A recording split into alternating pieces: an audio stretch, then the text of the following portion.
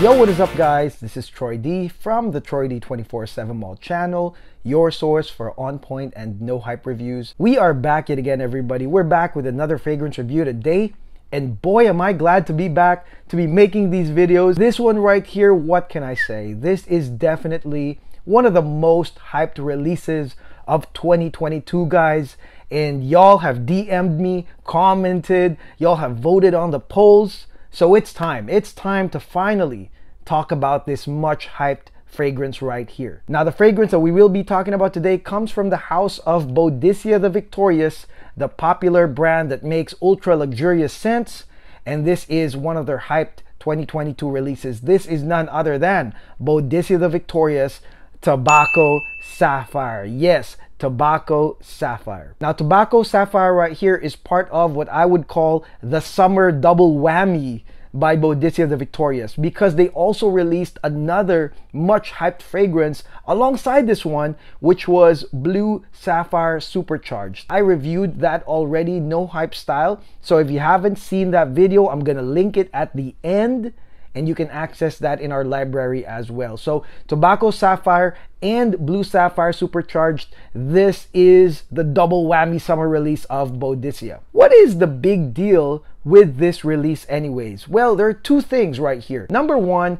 this Tobacco Sapphire is part of the Sapphire line of Boadicea. The Boadicea the Victorious library of scents, in my opinion, is large and vast, okay? The brand has a ton of fragrances to choose from, but the Sapphire line is what I would call the more signature prestigious line of Boadicea right here. And I have reviewed a handful of them. I already did Blue Sapphire, I also did Green Sapphire, I did Fire Sapphire, I've tried Violet Sapphire, and I'm about to try Rose Sapphire right here as well. The Sapphire line is pretty popular amongst Boadicea the Victorious collectors, and the first word I imagine whenever a new Sapphire gets released is that it would be a special release, that it would be special and different compared to the average fragrance out there. Now the second reason why this fragrance is so hyped is because it's a tobacco scent, guys. Okay, that's the second. It's actually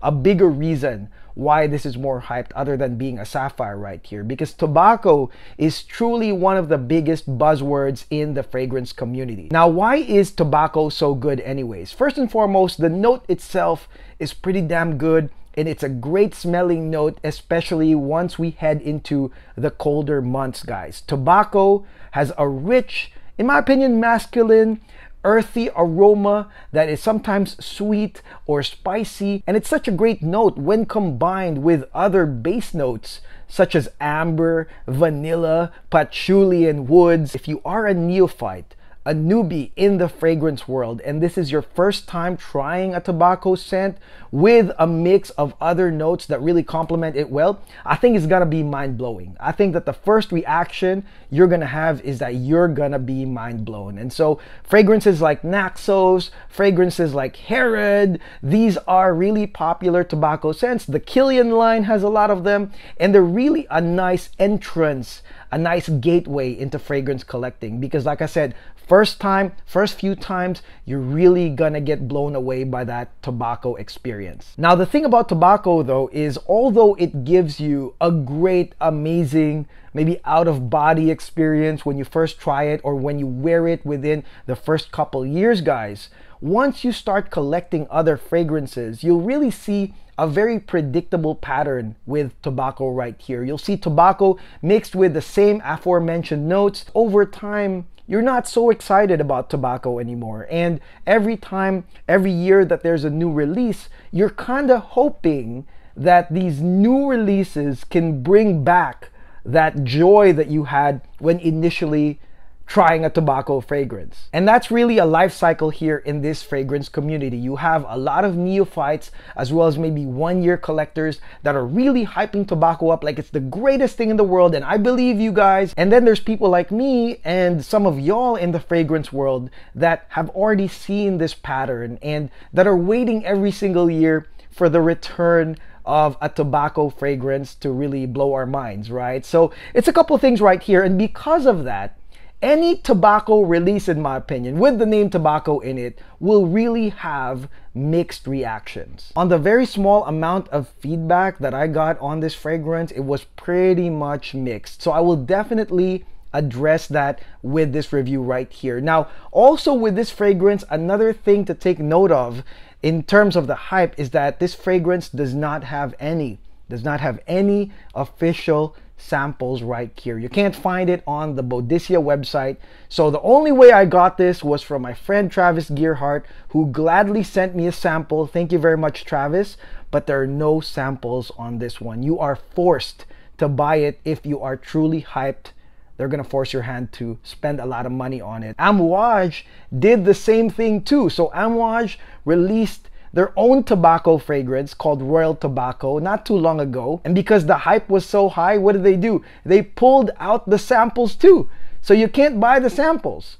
And so in my opinion, that backfired because I don't think a lot of people jumped in, especially with this recession and this economy. I don't think people jumped in and just bought it out of hype. And so it backfired. And now the Amouage sample is now available on their site.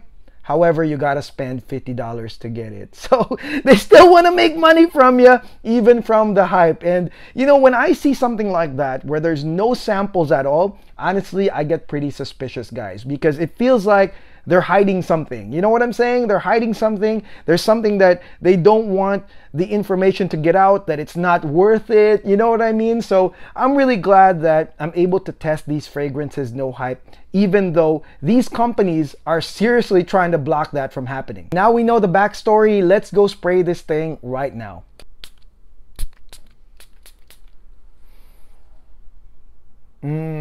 Okay guys, let's talk about the opening right here of Boadicea the Victorious Tobacco Sapphire. Now on the opening right here, you are going to get coriander, cumin, as well as orange, guys. Okay, those are the initial notes that I would say would last maybe 15 to 20 minutes into this fragrance. And this opening right here, I would definitely categorize as a woody, first and foremost, animalic, spicy, and sweet intro right here to this fragrance. Now coriander right here, as you guys know, this spice has a very woody nuance right here, and that provides that woody type intro right here to Tobacco Sapphire. Now the cumin, I know that some of y'all are probably concerned about that. Just remember that the cumin is mostly a warming spice that is semi-animalic, but then if you mix the cumin properly with another note, you're gonna get a pretty good outcome. And in this case, guys, the cumin is blended more into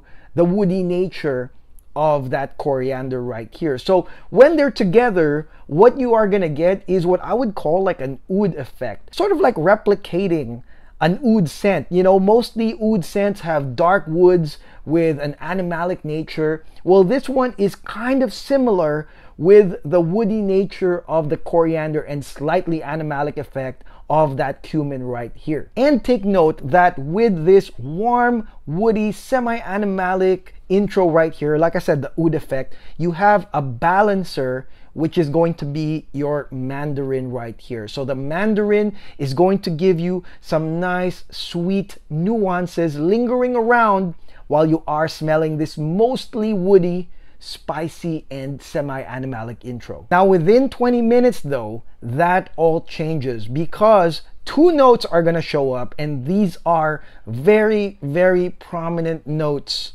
in Tobacco Sapphire and are very unexpected. This is none other than saffron as well as incense, guys. These two come in on the 15 to 20 minute mark. They are gonna be strong and they will overcome the previous notes.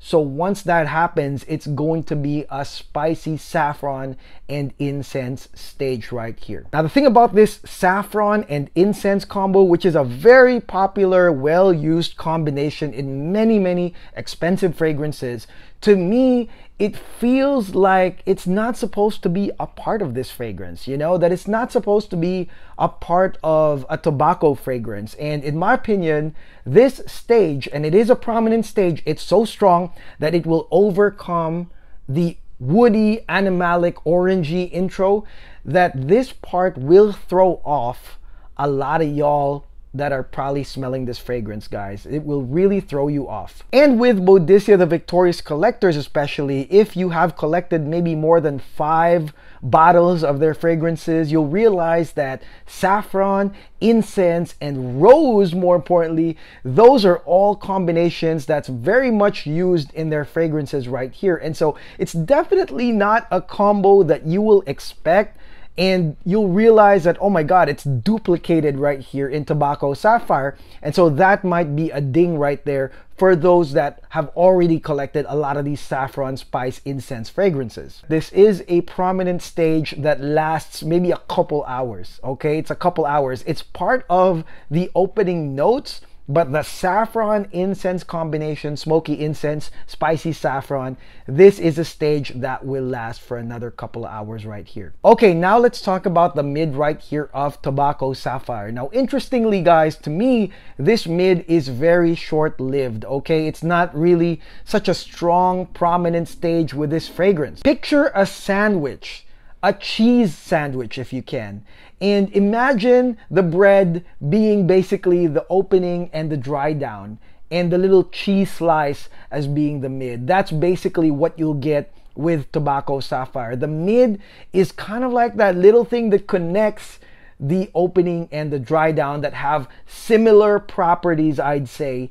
And so that's what you can expect right here. On the mid, you will smell a sweetness that will emerge from the saffron and incense combination. And it's a powdery sweetness care of heliotrope right here. And heliotrope does have a vanillic type of smell. And so it is a setup, like I said, for the dry down with the heliotrope emerging from the incense saffron combo. And then you've got rose, which is not a prominent rose right here, because if it was a hardcore rose, I would be like, what the hell are y'all doing, Boadicea? This is Tobacco Sapphire. Why are you putting a rose here after saffron and incense? That would be totally nuts. But in this case, guys, heliotrope, the vanilla type smell, is the stronger one out of all these notes here in the mid. The rose does come in, but it's like a powdery sweet rose that really provides like a base, like a romantic base. Pretty much is a continuum of the incense right there. And then you've got the white florals of Hedione as well as Magnolia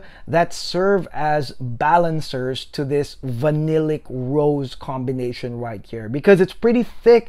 I mean, it does come from the incense, right? So it's already thick and curved and maybe semi-dark. And so there are these lingering nuances of, you know, that Magnolia, that jasmine-like Hedione to just balance it out a little bit. But definitely, you're gonna get continuum from the start as well as the sweet vanillic nature taking over with that rose. Now, this vanillic powdery rose mid, guys, you know, with that Hedione and that Magnolia, in my opinion, is going to feel different, guys. It's gonna feel different. And for those that have expectations and preconceived notions about tobacco fragrances, you'll be like, oh man, this threw me off again, much like the saffron and incense. It's totally different. It feels out of place. It feels different. But then again, in defense of Boadicea, when have they ever given us a direct, straight outcome when it comes to the sapphires? Blue sapphire definitely isn't blue. Green sapphire, yeah, it could be green, but definitely not what you expect.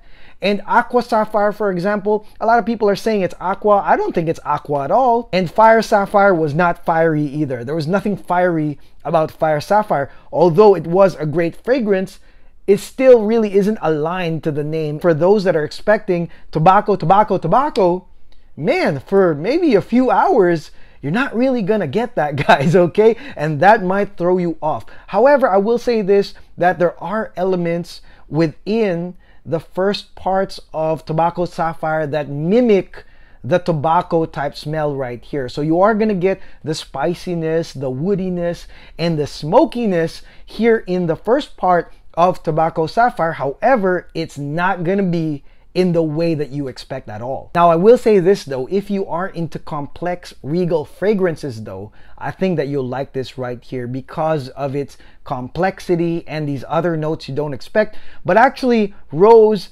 incense, saffron, a lot of these notes are actually very popular in very regal, opulent type of fragrances. So without a doubt, you are gonna get that right here with Tobacco Sapphire. Now remember what I said about Tobacco Sapphire being like a sandwich right there, with the opening and the dry down kind of squishing that mid right here. And I told you guys this mid with the vanillic rose is pretty much short-lived. It is because the notes of the dry down are drastically more powerful than the notes in the mid, and they do take over almost immediately after you smell that mid right here. You are going to get the bridge note of tobacco, of course. This is finally when tobacco comes in, guys. And tobacco right here will be accompanied by notes that continue the sensation from the first part. You are going to get gaiac wood, which is going to provide that woody, smoky part of that tobacco.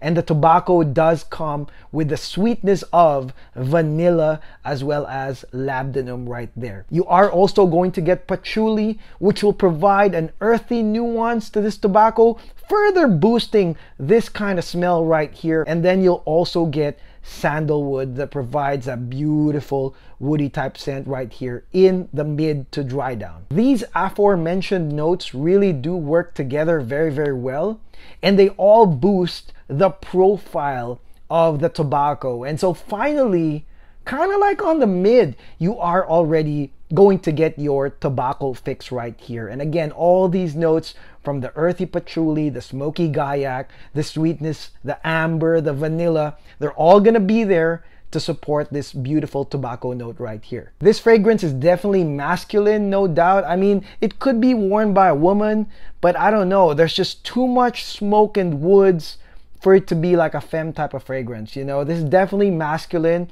for those that like masculine dark tobacco fragrances and would like to wear that at night, for example. This is it right here. Definitely a nighttime scent, fall winter type of scent.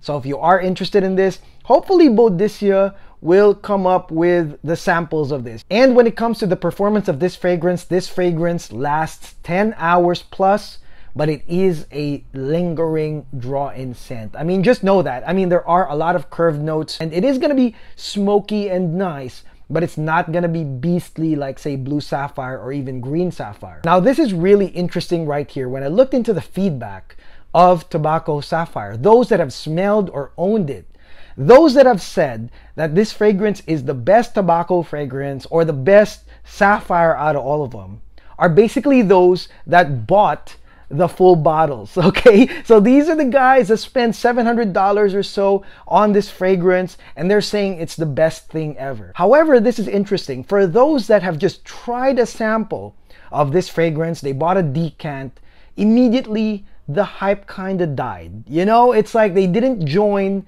that group that was like really hyping this fragrance up, the group of the bottle owners that own it. And basically the common response was, it was kind of meh.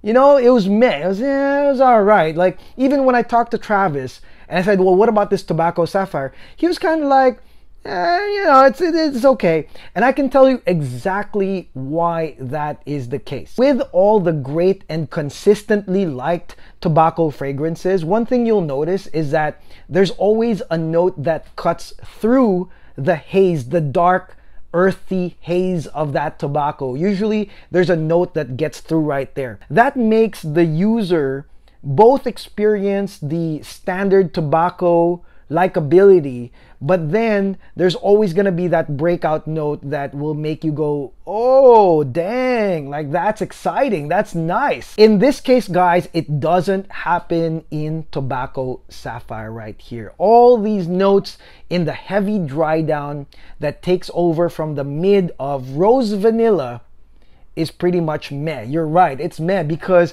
it's really just the boosted tobacco profile right here. There are no breakout notes that come through that will wow most of us that are already used to the tobacco profile, as well as all the notes that go with it. So that's why some of those that have smelled this fragrance with no bias will say, well, it's kind of meh, because the dry down right here is not only pretty predictable, but there are no breakout notes to make it exciting as well. The dry down of this fragrance right here, like I said, which comes early, so you'll get it early, is very, very predictable. It's basically your tobacco with woods, some amber, some patchouli, some smoke, and it definitely sandwiches that mid, so you'll definitely get that woody, smoky feel all throughout this fragrance basically, guys. And to me, I don't know, that's not worth $685 in my opinion. There are definitely other tobacco scents that will beat this fragrance, no doubt. Now, as a bonus, I will try for the first time another sapphire, and maybe that will change my viewpoints on sapphires. This is gonna be Rose Sapphire. I'll try it right now. And see right here, that's what I mean. This one right here has saffron again. So it's saffron and rose. I think that's geranium with this. It's saffron and geranium right there. So that's what I mean, guys. So this Rose Sapphire has that combination, and they put that in Tobacco Sapphire. So that's exactly what I said right here. It's a very, very much used combination right here with Boadicea. Man, again, I don't know why they put that there. It's really gonna throw a lot of people off for sure. So hopefully you guys have learned from this no hype review, and let me know in the comments below if you are one of them. If you have tried this fragrance, let me know if what I found out aligned with yours, or if you think differently, that's fine. Let me know on the comments below. And again, please do not forget to like and subscribe, guys. Again, please support me and my channel. It does help me, motivate me every single day. Even when I'm tired after 12 hours in the ICU, I'm back here doing these videos. So please do not forget to like and subscribe, and I'll see you guys on the next video. God bless, take care, peace.